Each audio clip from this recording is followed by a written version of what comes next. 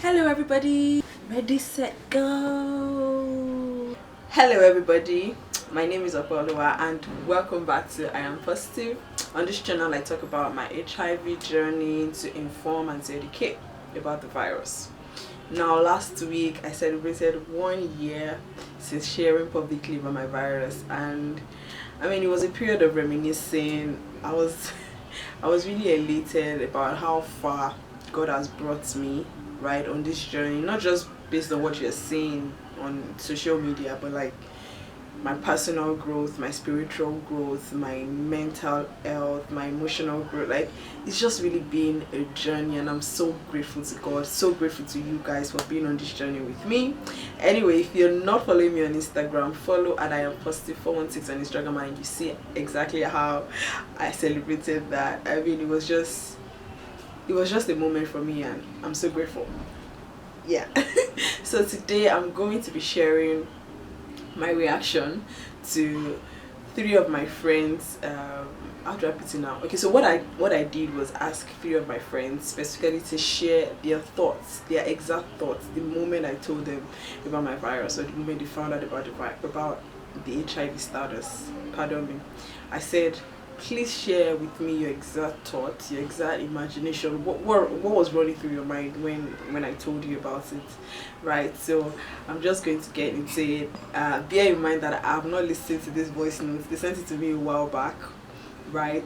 And I just wanted the reaction to be as real as possible. So when you told me about um, uh, your HIV status, I mean you had earlier told me that you had one health challenge like that when I was asking you out. Before you even told me, I had thought of the worst. I thought it was like a terminal illness. I thought it was cancer. And then when you said it was HIV, I thought, BS. This is not going to stop me. Because uh, whenever I see someone in a certain situation, scripture used to jump at me, or my conscience jumped at me to think that, Michael, this can actually be you. What if this was you? Would you ignore yourself? What if it was my sister? What if it was my mom? Would I run away from them?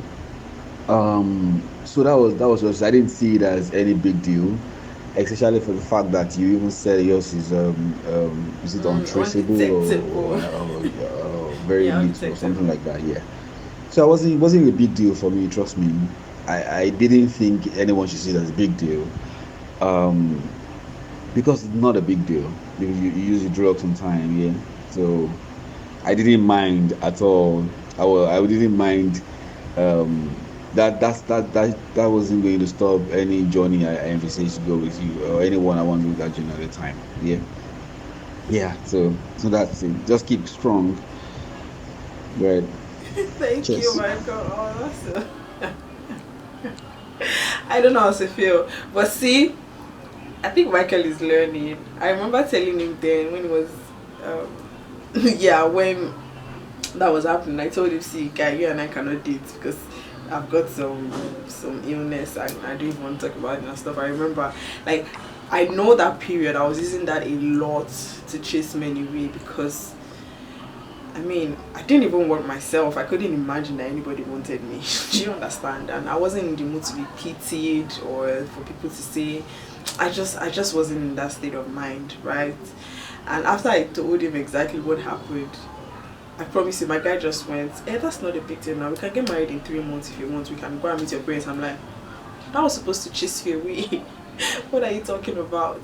Anyway, FY, please, before you jump into my business, Michael is happily married now and he's got a beautiful, beautiful son. So yeah, if you need to know. With undetectable, if this is your first time on my channel, then you might not know what undetectable means. It means that my viral load is literally undetectable. It means that if you test a sample of my blood for the virus, you might find maybe just a copy or no copy at all, because I'm constantly on my antiretroviral treatment, which I take 1 pill every day, right?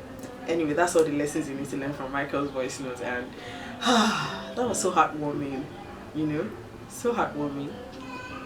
You need to learn from Michael. Be like Michael. Be a Michael and stop discriminating. Stop stigmatizing. HIV is not a death sentence, and it cannot stop you from living a happy, long, fulfilling life. Anyway, let's go to the second voice note. I sent this one. It was my friend, literally like my sister right now, honestly. Like, one of the best people that I know, always checking up on me and stuff like that. Yeah, I think I have it. My first reaction actually was when I saw the post. To me, I was in denial. I was like, it's not possible. It was just like I was dreaming initially. Then when I listened to the YouTube video, what I was just saying to myself was that Opolua is just a strong, brave woman. The courage for you to come out and to even use it as a motivation for others. The reaction basically is just Opolua is a strong woman. Knowing that even when you got to know about it was my wedding period and you still came for my wedding regardless. In fact, you are so strong. You are very, very strong. You are a brave woman. Thank you for sharing your journey with all of us.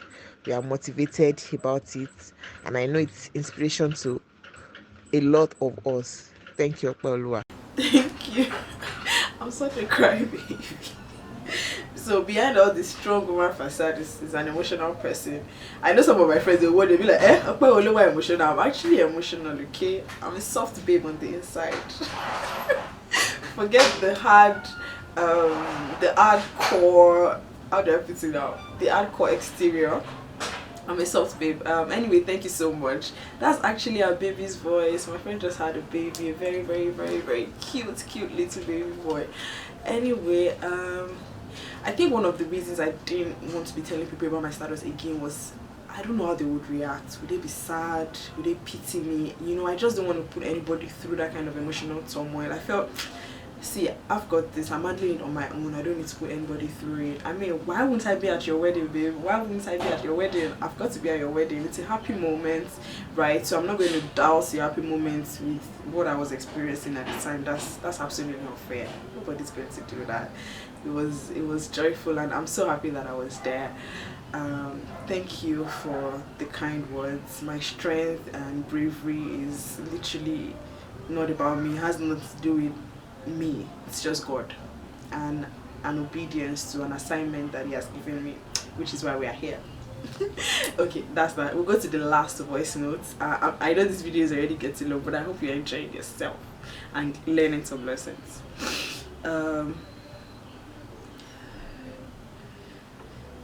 So this is the last.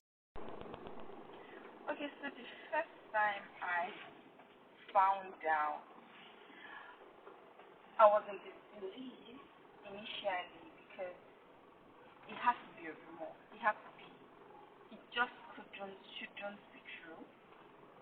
But then, the person that told me was somebody that, should I say, reliable source. So I kind of believed. Part of me believed, and part of me was saying down.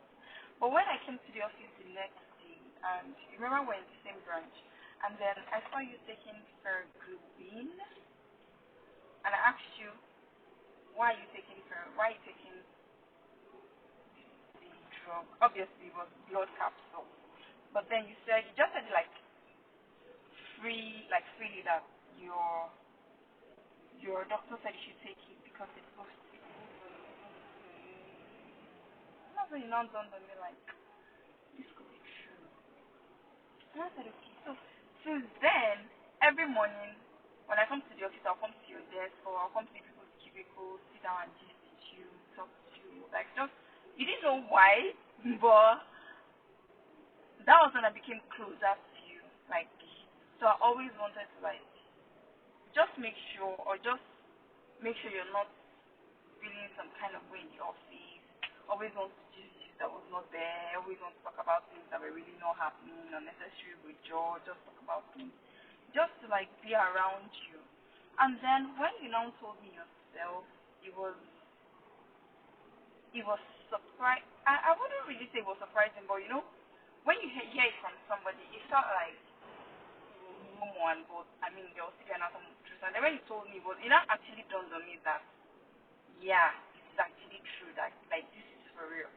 So I was not surprised afresh, but I mean I already know, and there was no time, at no point. Okay, the only time I would say I felt pity for you was when I first found out. But when you told me yourself, I didn't really. It wasn't pity. It was more like. It was more like, man, you're strong enough to have been carrying this yourself, and I told myself that you told me because you were ready to tell me. I mean, if you were not ready to expose something like that, I mean, that to some people it's a vulnerable part of themselves. You told me at the time you were comfortable telling me, and I'm glad you told me at that time because I think that was the time I was ready to. I think at that time I was already ready to act like a human being, or should I say, I was matured enough to like handle that information. So that was just basically how I felt when I found out. Oh, I don't deserve my friends. Oh, thank you so much, Christian. I remember that particular incident when she saw me using that ferroglobin capsule and she was like, "Ah, why are you taking this?" But I just said it casually, like, I need to boost my immune system. Generally, I'm not in the habit of lying. I think I'm too open and too transparent and too blunt to lie. I mean, you can omit some things, but not lie. So I remember we got closer, to be honest. We did, and for me it just happened out of nowhere. I didn't realize she was doing that intentionally just so she could be there for me as a friend and as a sister. And I'm just so grateful to you, babe. I'm so grateful. Thank you for understanding the words that I did not speak to you directly. I think whether I like to admit it or not, this were the moment. That was one of the most trying period of my life. You know. Anyway,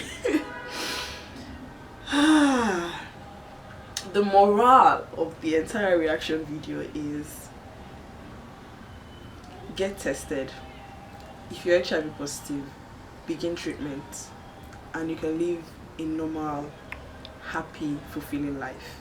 If you're HIV negative, you know you have to continue to stay negative by protecting yourself and being more conscious with your lifestyle, right? And if you know anybody who is dealing with this kind of thing, that's not the time to discriminate, stigmatize, or pity them. Just be strong for them, encourage them.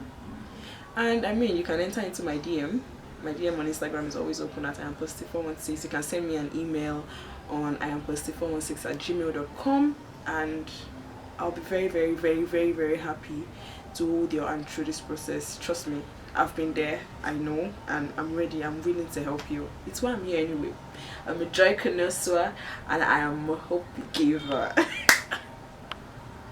Have a nice day. Bye, guys. Don't forget to subscribe, like, comment, and share. Bye.